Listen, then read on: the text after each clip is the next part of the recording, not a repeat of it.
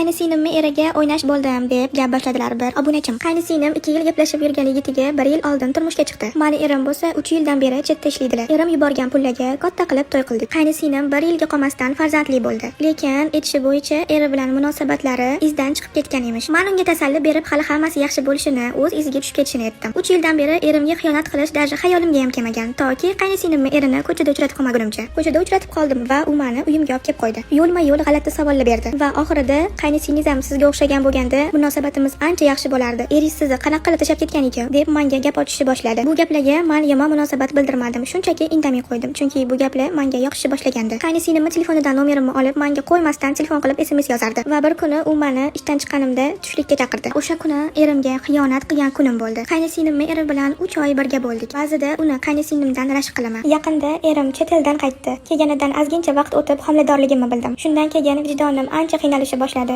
Chunki bola erimdanmi yoki qaynisinimmi eridanmi bila olmayapman. Qaynisinimni eri bilan aloqalarni uzdim erim kelgandan keyin. Endi esa erimga har qaraganimda vijdonim qiynaladi. Ichimdagi shaytonimga yengilib qaynisinimni eriga o'ynash bo'lganimdan afsusdaman deb gaplarini tugatdilar. Xotinini tashlab chet elga ishlashga ketadiganlarga sizlarning fikringiz qanaqa?